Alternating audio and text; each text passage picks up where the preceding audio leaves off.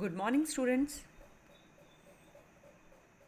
In our previous class, we have studied that on the basis of reaction of metals with oxygen, water, acids, etc., it is found that some metals are highly reactive, some are less reactive, while some others are least reactive.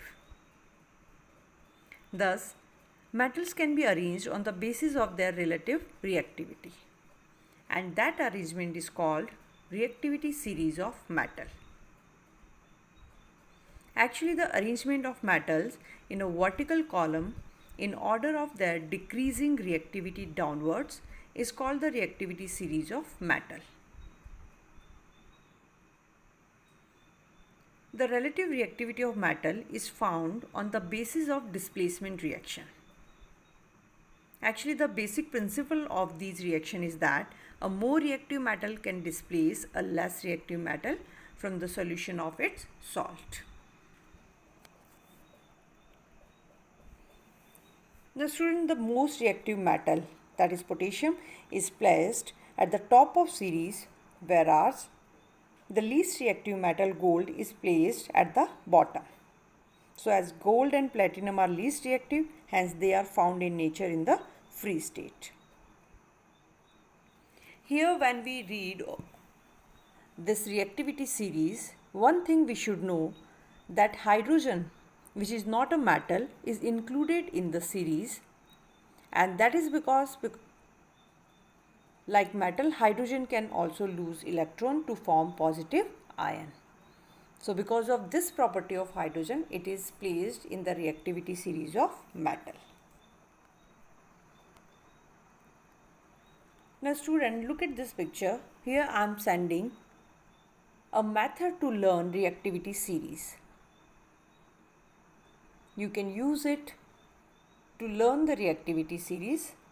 For this, you can use one or two first alphabets of your elements and then make a rhyme or make a sentence which can make very easy to learn this reactivity series.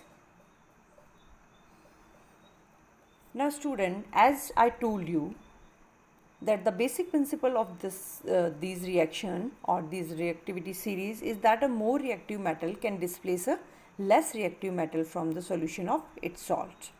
So generally all the displacement reactions are depend on this reactivity series. So here we will see the reaction of metals with solution of other metal salts.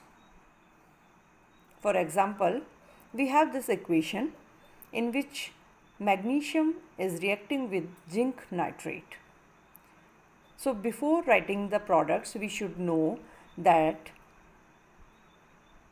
the position of magnesium and zinc in reactivity series. You can see the arrows which is in front of magnesium and zinc.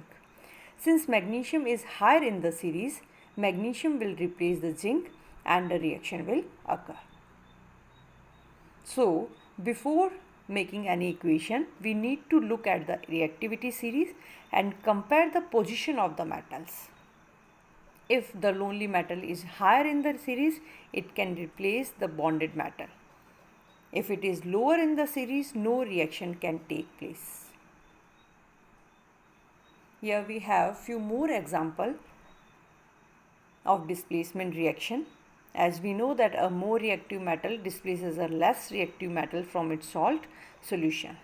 So if magnesium react with copper sulfate, then we will get the magnesium sulfate and copper, because magnesium can easily replace the copper according to the reactivity series.